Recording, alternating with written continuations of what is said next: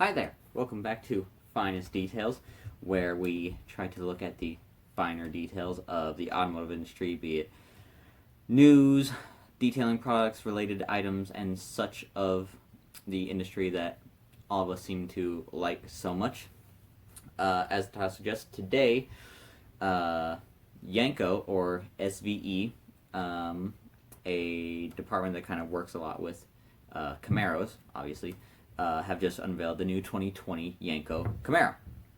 That is semi-exciting news, especially since it is a Camaro that comes with 1,000 horsepower right out of the gate for only around $69,000. I say only, still a lot of money, but for what you're getting, not a lot of cars come with 1,000 horsepower for that price range. Not a lot of cars come with 1,000 horsepower.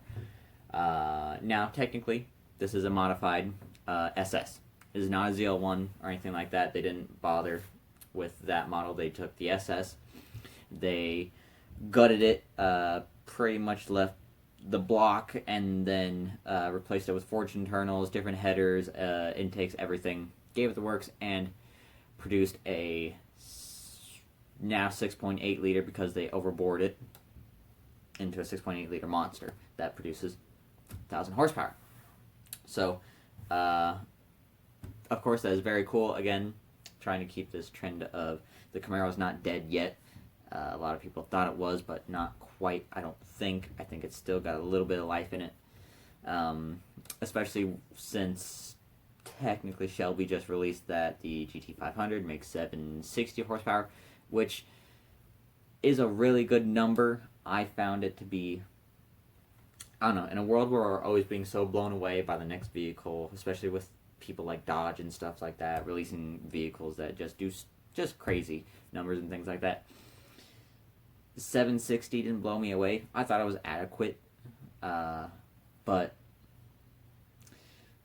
it's still going to be a great car.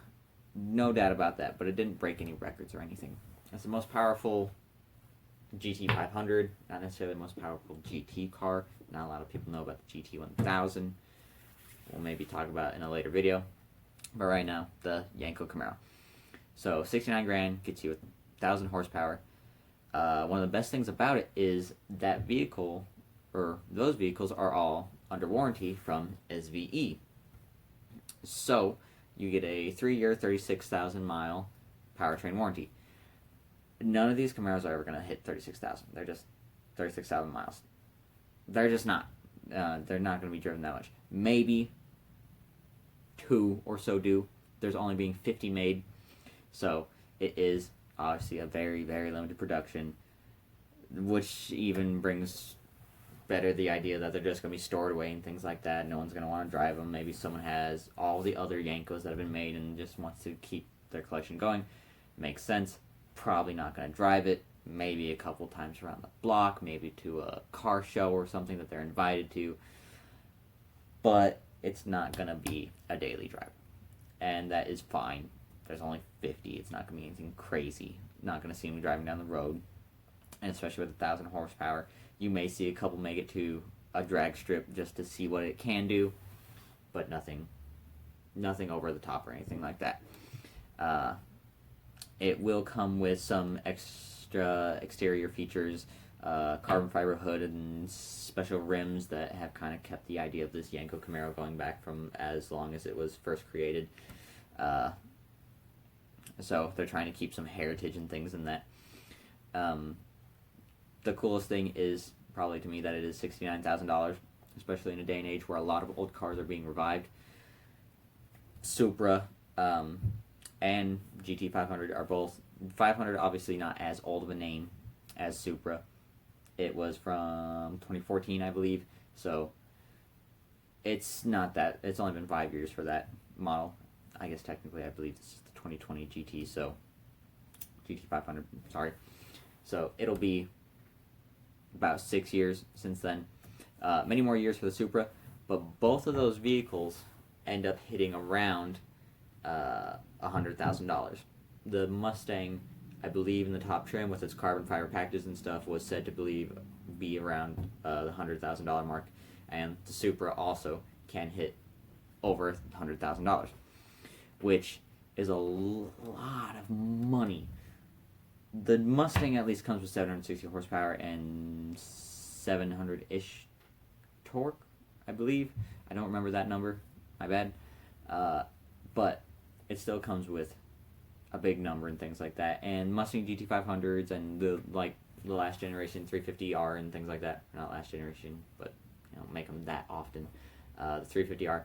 They're not necessarily drag monsters like Dodge's vehicles. They are a bit more suited for turning left and right, even though there's a stereotype around Mustangs that would lead you to believe that they are not capable, which is understandable. Hate the driver, not the car. So the Supra is really weird because it is a really old name and a really well sought after name that people love and things like that, but I don't think they've done this quite right. Now, the Yenko is a very much less known name. Obviously, it's not by Chevrolet. It's not part of their brand. You won't find it on a dealer lot. I guess you will, but not quite in the same fashion. You won't see a 2-liter turbo SS and a Yenko sitting anywhere unless, God forbid, it's used. I guess that is possible. I don't know. Highly unlikely, but having been in the dealership realm for a little while, anything is possible. So I like that technically a lot of these old names from a long time ago for the American brands, I guess Chevrolet in particular, using TriStar and things like that from their older GM brands like Pontiac and things, they're trying to keep the heritage alive, and what better way than with a 1,000 horsepower Camaro. And the Camaro just also got some other news. In Australia, they built their 1,000th Camaro. Ended up being a ZL1. Technically in Australia, they are right-hand drive, so all of their vehicles are built in there. All of the vehicles in America are kind of built around the world. Parts come from Mexico, parts come from Asia, parts come from Europe and the UK, all kinds of places, America, Canada, and typically they just find their home in some manufacturer around those plants, and they'll all get shipped to their desired locations. You can always see that on an MSRP sticker. You can always see where all the parts and manufacturers come from, things like that. But for the Australian one, they're one of the only regions that have the right-hand drive Camaro, especially since like the UK won't allow the Camaro to come next year and things like that for emission laws and stuff. So them building the 1,000th was pretty cool because they kind of have to build them because they're kind of out on their own. They're keeping the Camaro down there because of Holden, I believe is the company. And that's a GM-based company. If it is Holden, I can't quite remember the name. But the kind of cool thing about their Camaro was it was a ZL1. That was their 1,000th one. So that's fun, I guess, that they're still trying to keep those vehicles rolling and stuff throughout their country. Obviously, ZL1 doesn't quite compare to the Yenko one. The Yenko's lighter weight, bigger engine, more horsepower, cooler, on par for price, actually, and still comes with warranty. And you don't even have to, this isn't one of those where you have to buy the car and then buy all the parts and then you get a cool car. Like the last generation, or not last generation, I mentioned this a little bit ago, the GT1000. That was a vehicle that was made by Ford a while ago. Won't get into that one.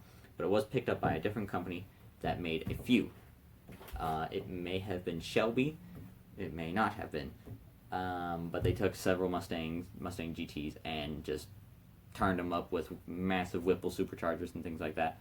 And brought them all up to 1,000 horsepower. Kind of like the Yenko. But that car ended up costing about $150,000 because you had to buy the car, the parts, and then have it all built for you. And all of that ended up being quite a lot of money. Not with the Yenko. You buy the car as is. Technically, you're buying an SS Camaro, so in the 45s is anywhere from low 40s to mid 40s, but you're looking at about $45,000 for a Yenko or for an SS, and then the extra